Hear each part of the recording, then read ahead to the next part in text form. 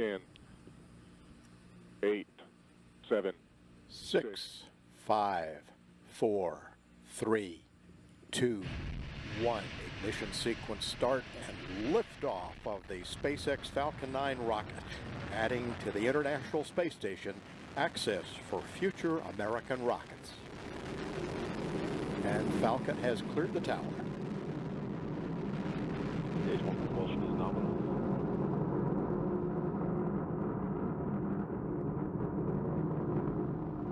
vehicles programming downrange.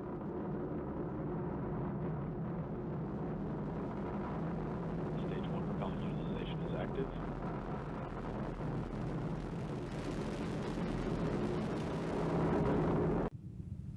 Altitude 32 kilometers, speed 1 kilometer per second, downrange distance 13 kilometers.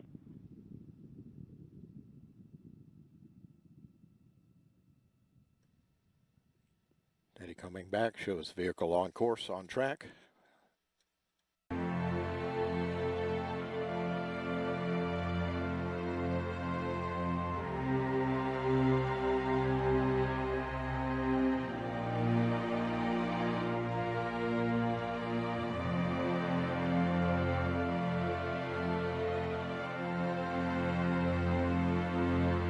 Como já explicado em vídeo anterior, a Antártida foi fechada para explorações independentes, através do Tratado Antártico, que se deu em 1º de dezembro de 1959. Mas antes desse tratado ser fechado, uma série de missões foram feitas na Antártida, como a Operação High Jump, em 1946-1957, organizada pelo Almirante Byrd, e a Operação Deep Freeze, em 1956-1957, que obteve colaboração dos países envolvidos no Tratado Antártico, incluindo o Almirante Byrd.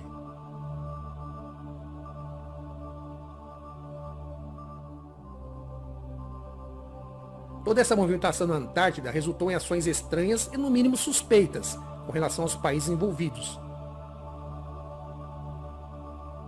Isso é que iremos explorar nesse episódio.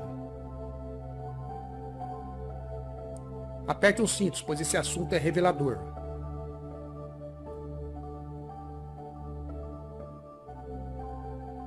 O Almirante Byrd foi na Operação High Jump de 1946 até 1947. E na Operação Deep Freeze em 1955 até 1956. Então ele morreu em 11 de março de 1957. Então, o Tratado Antártida toma lugar pouco tempo depois da morte dele, o Almirante Byrd. Você vê que o tratado foi aberto aos signatários em 1º de dezembro de 1959 e oficialmente entrou em ação em 23 de junho de 1961. Enquanto isso, vamos colocar uma cronologia aqui. Temos a Operação High Jump de 1946 a 1947, Operação Deep Freeze de 1955 a 1956, ele morre em 1957, a NASA é criada em 1958. Então, depois da Operação Deep Freeze, e seja lá qual foi a doideira que aconteceu lá, Byrd saiu de lá, deixou a Antártida, e o Tratado Antártico é formado. E é colocado em ação em 1961. Os signatários originais foram os 12 países ativos na Antártica. Durante o Ano Internacional da Geofísica, de 1957 a 1958, os 12 países que tiveram interesses significantes na Antártica na época foram Argentina, Austrália, Bélgica, Chile, França, Japão, Nova Zelândia, Noruega, África do Sul, União Soviética, Reino Unido e, claro, os Estados Unidos. Esses países estabeleceram mais de 50 estações antárticas para o Ano Internacional da Geofísica. O tratado foi uma expressão diplomática da cooperação operacional e científica, que foi alcançada no gelo. Alguma coisa aconteceu lá depois da Operação Deep Freeze e, presumidamente, no tempo que o Almirante Byrd morreu. Então, todas essas nações, como falamos aqui, eles saíram de lá e voltaram e assinaram esse Tratado Antártico. E ao mesmo tempo a NASA é formada. E, imediatamente, os Estados Unidos e a Rússia começaram a lançar bombas nucleares de altitude elevada na atmosfera. Agora, eu entendo por que as pessoas têm colocado como conspiração esse ponto. Porque, se eles tentam evitar a conspiração, eles não estão ajudando com esses nomes. Como eu disse antes, vou dizer novamente. Temos a Operação High Jump e a Operação Deep Freeze. a NASA é formada, eles assinam o Tratado Antártico. Então você vê os testes de bombas nucleares de altitude elevada, que eles começam... aqui eu vou ler a Operação Dominique, aqui. A Operação Dominique foi uma série de 31 testes de explosões nucleares, com 38,1 megatons no total produzidos, conduzidos pelos Estados Unidos no Oceano Pacífico. Essas séries de testes foram agendadas rapidamente, a fim de responder de certo modo ao recomeço dos soviéticos. Detestaram depois do implícito moratório em 1958 a 1961. A maior parte desse lançamento foram conduzidos com bombas de queda livre, lançados em aviões e bombardeiros B-52. 20 desses lançamentos foram para testar novos projetos de armas, 6 para testar o efeito delas, e vários lançamentos para confirmar a segurança dessas armas. O míssil Thor foi também usado para carregar ogivas no espaço, para conduzir testes de explosões nucleares em altitudes elevadas. Esses lançamentos foram chamados de Operação Fishball, Aquário. A Operação Dominique ocorreu durante um período de alta tensão na Guerra Fria, entre Estados Unidos e a União Soviética, desde a invasão da Baía dos Porcos em Cuba. Ter ocorrido não muito antes, Nikita Khrushchev anunciou o fim dos 3 anos de moratório dos testes nucleares, em 30 de agosto de 1961.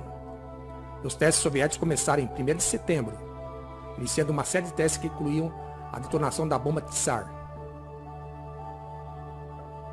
O presidente John Kennedy respondeu autorizando a Operação Dominique, que foi o maior programa de teste de armas nucleares já conduzido pelos Estados Unidos, e a última série de testes atmosféricos conduzidos pelos Estados Unidos. Como o Tratado de Banimento de Testes Limitados foram assinados em Moscou no ano seguinte. Agora confira isso aqui.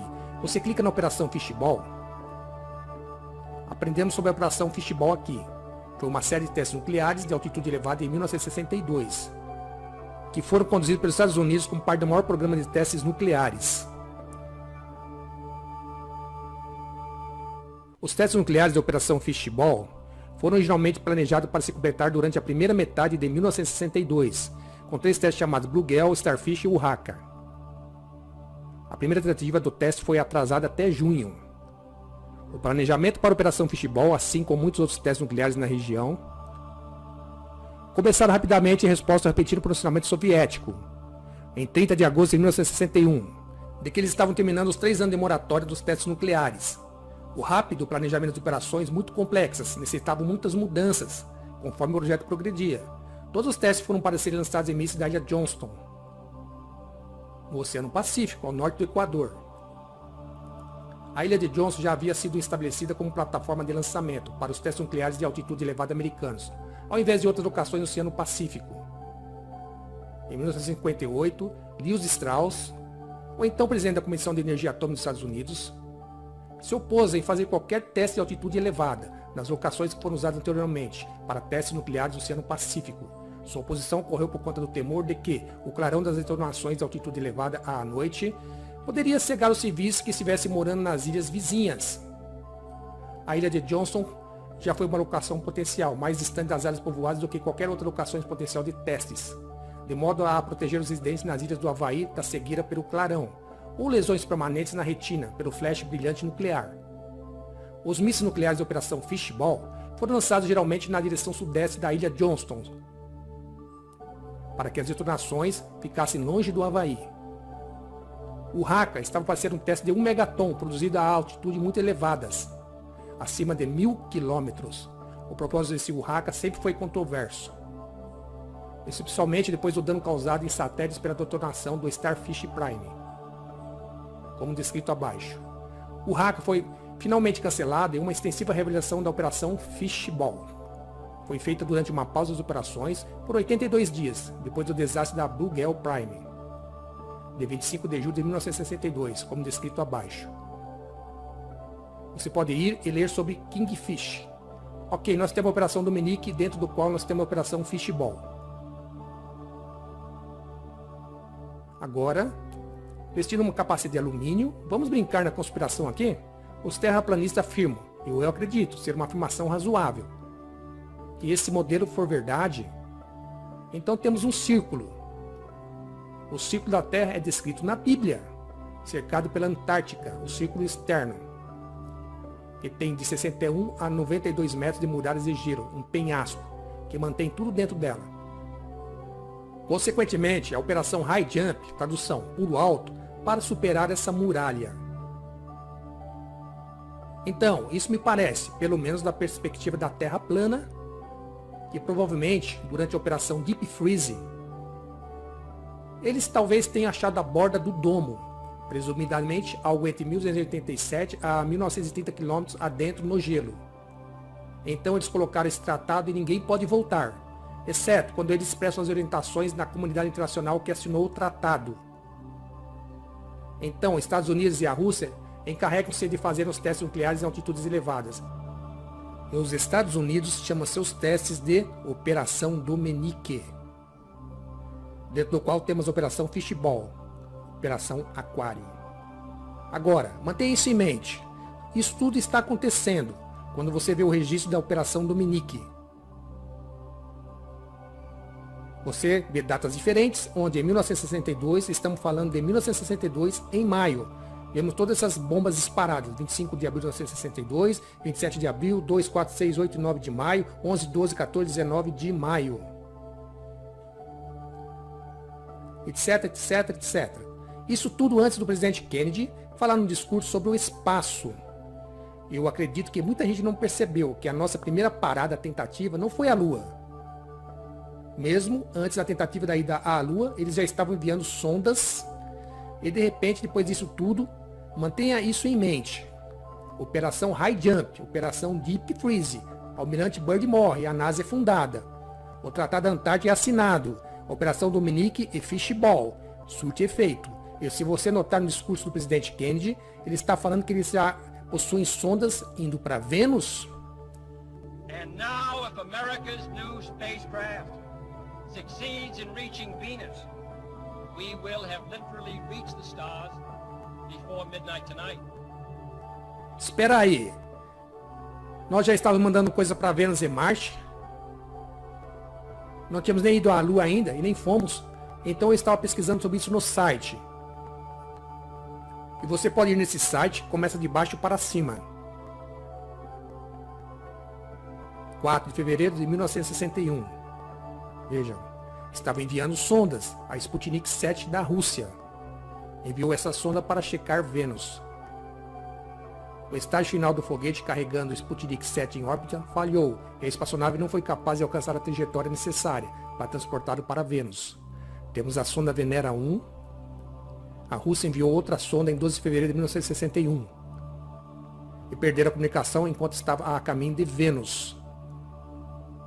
Então, a NASA enviou a Mariner 1 em 22 de julho de 1962. Agora, isso ocorre em meio às operações Dominique e Fishball. Eles enviaram uma sonda que iria checar Vênus.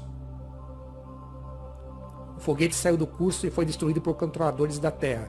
Então a Rússia enviou outra sonda, Sputnik 19, em 25 de agosto de 1962. A espaçonave entrou em órbita na Terra, mas os foguetes do último estágio falharam. A Sputnik 19 não foi capaz de alcançar sua trajetória para Vênus. Ela se reentrou na atmosfera da Terra 3 dias depois. E é na NASA, em 27 de agosto de 1962, essa é a sonda Mariner 2. Foi a primeira espaçonave que com sucesso voou por Vênus. Uma altitude de 34.763 km. A espaçonave descobriu temperaturas e blá blá blá blá. Então isso aconteceu durante o período de tempo entre 27 de agosto de 1962 até 14 de dezembro de 1962, onde tivemos o presidente Kennedy em discurso, em 12 de setembro de 1962. É sobre isso que se refere esse site. Temos bastante coisa aqui fora. E você pode ler sobre os outros. Checar Vênus, acredito ter Mercúrio também. E as tentativas de enviar sondas a Marte. Isso tudo antes de querer ir à Lua. Então, isso me parece que o que quer que tenha acontecido na Antártida. Um cara do governo talvez ficou nervoso ou animado, tanto faz. Ele disse, ok, o que está acontecendo? Nós olhamos pelos telescópios e vemos nossos chamados vizinhos, Vênus e Marte, pelos telescópios. E nossa hipótese é que o sistema solar está montado no modelo de Copérnico. E, mais ainda, talvez, eles acharam o domo e começaram a questionar isso tudo. E a primeira coisa que fizeram foi enviar sondas. Espera aí, fala sério, se isso é o domo, quão alto isso vai? Então começaram a lançar bombas nucleares em altitudes elevadas. Se você olhar os vídeos de Operação Fishball e Starfish Prime, e todos esses testes de altitudes elevadas. Parece que eles estão atingindo alguma coisa lá em cima. Tentativa de romper o domo da Terra em 1962 pelos Estados Unidos. Operação Dominique e Fishball.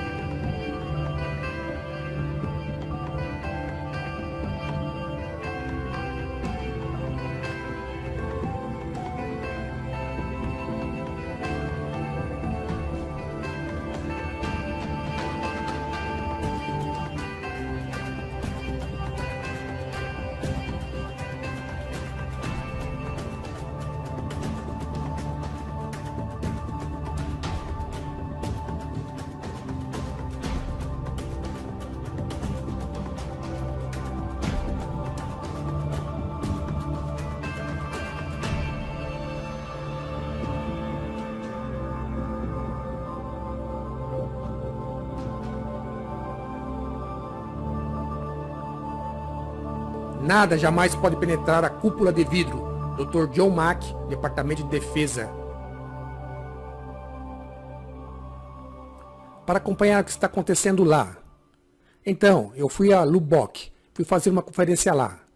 Na igreja de Jerry, do pastor Dan. E falávamos sobre isso e sobre a Terra plana. Ele disse: "Você sabe o significado da palavra Dominique?" Eu disse: "Não." Ele disse: "Você falou sobre a operação Fishball, aquário, mas confira isso aqui, vou levar vocês na tela de novo aqui. Vá, é um desses sites sobre nomes. Eu gosto do Behind the Name. Procure o nome Dominique e deixa eu confirmar aqui. Dominique. Procurando Dominique. Do antigo nome latim Dominicus, significando do Senhor. Fishball, aquário, é a parte da operação Dominique. Parece que eles estão enviando bombas nucleares de altitude elevada para testar o aquário do Senhor no firmamento.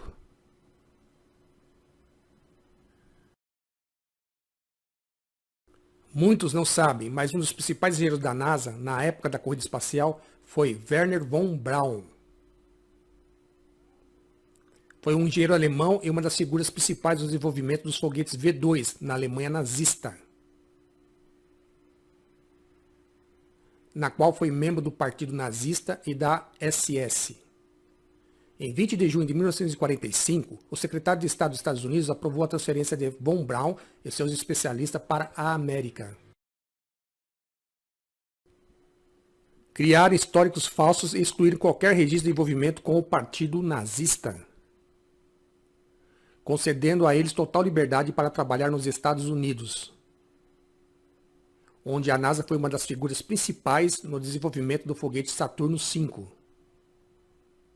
que supostamente levou os astronautas dos Estados Unidos à Lua, mas sabemos que foi uma farsa. O homem que levou a América à Lua, Wernher von Braun. Wernher von Braun morreu em 16 de junho de 1977. E curiosamente, na lápide de sua sepultura está mencionado Salmos, capítulo 19, versículo 1. Os céus declaram a glória de Deus e o firmamento anuncia a obra das suas mãos. Ele deu glória a Deus porque conheceu a verdade. A terra é plana e possui um domo.